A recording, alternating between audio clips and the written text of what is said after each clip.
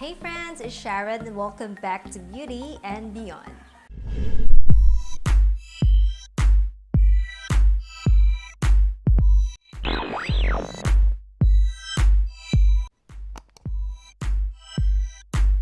So welcome back friends. So today we are going to review another skincare product because lately I've been into skincare.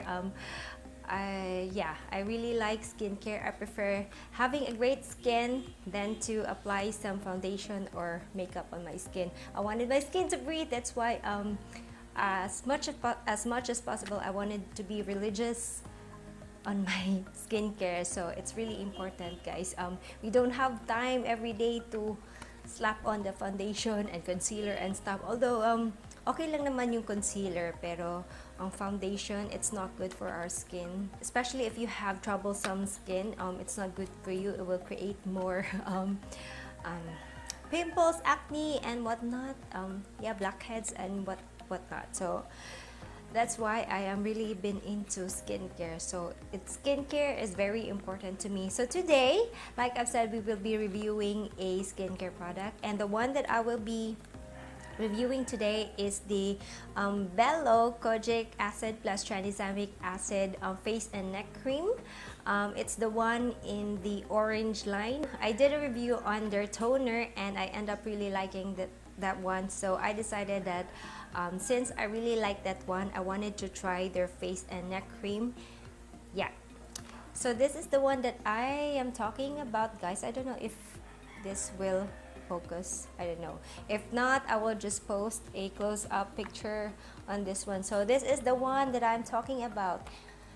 This is the Belo Intensive Whitening Face and Neck Cream. So I was drawn to this one because I am looking for a new moisturizer. I wanted to try a new moisturizer that has SPF. So this one has an SPF of 30. There are two moisturizers actually na pinagpipilian ko, but since I saw this one na it has SPF 30, and then I also end up liking their toner, so might as well try this one. Maybe this is a good one too. So before we get on to the video, make sure that you give this video a thumbs up, and also make sure that you are subscribed to my channel if you are not yet subscribed, and also hit the notification bell so that you will be notified every time I upload a new video. So without further ado, let's get on with our review.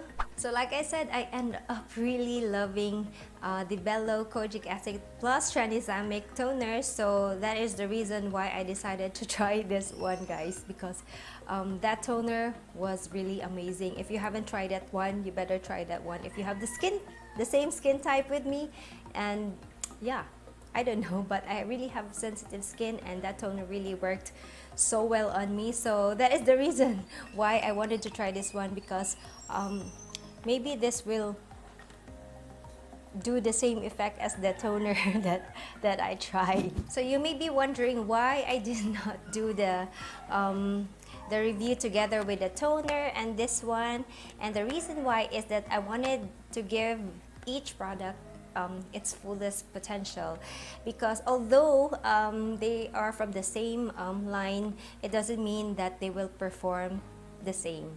So yeah, the toner may work so well and great, but this one may be sucked. So we don't know. So I just wanted to really see what are the effects of just using this one and just using the toner, because sometimes your skin may end up liking the moisturizer but not liking the toner, and vice versa. So that's the reason why I did a separate video. I used them separately. So first, let's just read what is written here on the box and what are the claims. So this is the Belo Intensive Whitening Face and Neck Cream, which has kojic acid plus tranexamic acid, and it has an SPF of 30. That's also the reason why I wanted to try this one, because it has an SPF 30. I always try to look for moisturizer that has a built-in SPF already, guys, para hindi na doble yung paggamit ko. Before, I used to use separate moisturizer and a SPF, but now I wanted to use something that isahan lang para mabilis. So this one is a plus because it has an SPF 30 built in already. And let's just quickly read what is written here, guys. So it says a luxurious skin rejuvenating face and neck cream with a powerful combination of kojic acid and tranexamic acid that intensively whitens skin. SPF 30 protects against harmful UVA and UVB rays. Wow, that's a good news, guys. And kojic acid, an organic compound, is proven to prevent melanin production. It is the most popular whitening agent used in Japan. Wow. What else? And hindi naman sinabi dito na unlike with the toner that it says smoother and fairer skin for what's that, 7 days, but here it did not say that. It did not say anything. So those are the information that is written here in the box. I will not read the directions because if you wanted to purchase this one, you can read it naman, diba, by yourself, guys. So that is what is written here on the box. So this is what it is inside, guys. Yan, ganito lang yung itsura niya. And then meron siyang ano ba to? Spatula spatula included para hygienic when you use this. Hindi mo gagamitin yung fingers mo. And I've been using this for over a month, like mga 1 month and 1 week or more. I forgot really kasi medyo matagal na yun, tapos ngayon lang ako nakapag-review. So as you can see, eto na lang yung natira, guys. yan na lang. I make sure that I use this every day, religiously, guys. And oh, by the way, if you are new to my channel, just a little information on my skin. I have a sensitive, acne-prone, and congestive, very oily skin, and I'm already in my 30s. So just some information so that you could refer.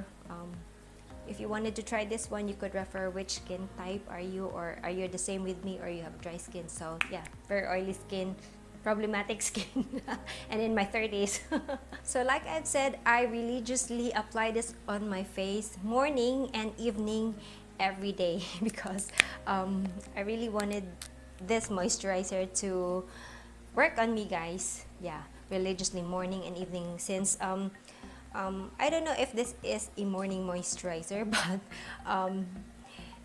for me, I always use my moisturizer morning and evening, regardless if it's a morning or an evening. I don't want to use another night cream because for my skin type, it seems that I feel like it is too heavy for my skin. So a day moisturizer will be enough for me. So I use this morning and evening, although it has an SPF 30, but I don't know what will happen if you use it in the evening. But so far, okay naman. So the moment of truth, the question now is, did I like this moisturizer? Did this work on me? What do you think, guys? So as much as I love my Belo toner, but on this one, I really did not like this one, guys. You what? The first week that I used this, it was so weird.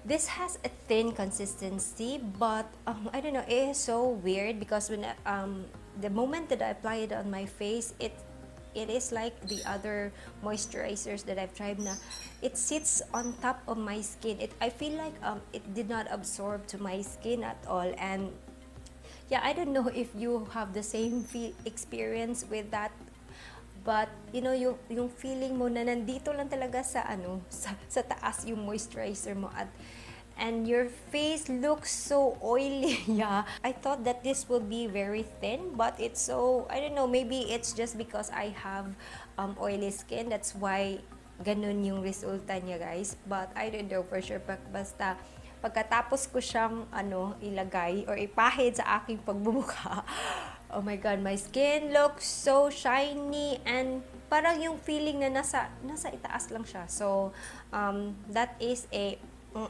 for me, guys. So that's the one reason why I did not like this one.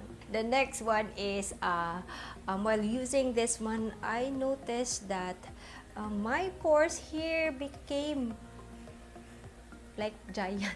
ang laki-laki guys. I don't know, maybe it's just me, but before I use this one, my pores here are fairly okay naman sila. But when I started using this one, oh my god, lumaki yung pores ko. And what is so odd about it is that instead, diba whitening ito, sabi na whitening for whitening, but instead on whitening my face, it gave me a reversed result, because I feel like my face looks darker. If I could see my face, I know I will be inserting a clip and you will be able to see that my face looks darker compared to my neck.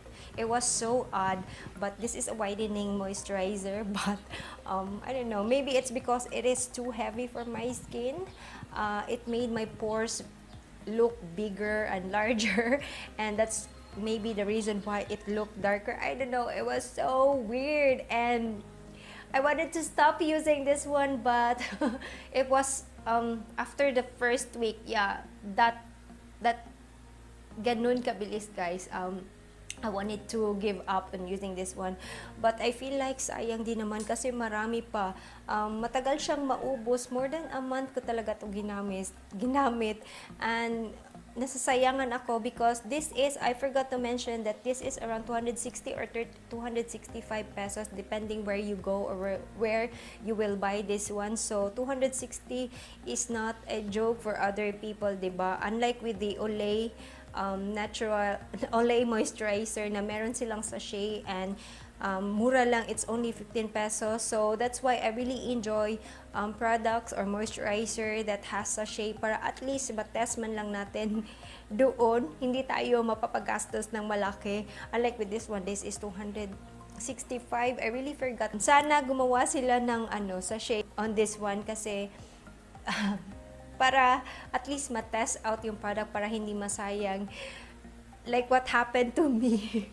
God, nag-antos. I was really trying my best, being patient to finish this one because yun nga, nasasayangan ako. And each day, every day, I was hoping that my skin would improve, it will lighten, it will brighten, my pores will shrink, but it did not happen. So that was such a big bummer, guys. As much as I love the toner, but I hated this one so much because I feel like I ruined my skin. I need to look for another product again to fix yung damage ba? I don't know. That is such a harsh word. Basta yung nagawa niyang basta hindi naman ganyan kalala. You could fix it with a powder, but I know, I am already in my 30s, guys. When you are in your 30s, in your mid-30s, you would mas na talaga, mas kitang-kita na talaga yung pores mo. But that one added to my problem, oh my god. Still, I almost finished the jar, and I was so proud of myself at the same time kasi hindi ako nagsayang. Yan lang yung masasabi ko towards this one, guys. I know I was a little sad too because I was expecting so much kasi yun nga, I was loving and liking the toner, but well, that's life. So maybe if you have drier skin or like younger skin than me, maybe this will work on you. Maybe you just could try, but for me personally, if you have the same skin type like me, I do not recommend this one because yeah, it's weird, and when you apply this on your face, it creates like a weird white balls, yung maliliit na balls. I don't know, it was so weird. I'm gonna insert a clip so that you will be able to see when you apply this one, it creates a weird, parang may mga puti-puti ganyan. Oh my god. So my conclusion for this moisturizer is it's a big no for me, guys.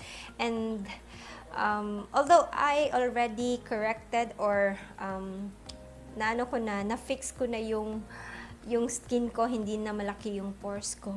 It took me like 2 weeks then na to make my skin return back from its original form. I'm so thankful with my Belo toner kasi that one saved the day, and my Olay Natural White Pinkish Fairness, yung 2 na products na yon.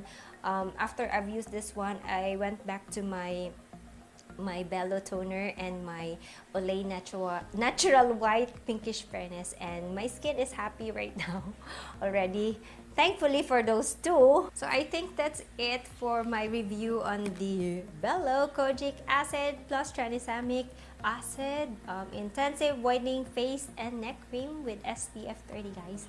I hope this was informative. Hopefully. Thank you so much for watching, and always remember to be nice, be kind, and keep that smile, and I will see you on my next video. Bye!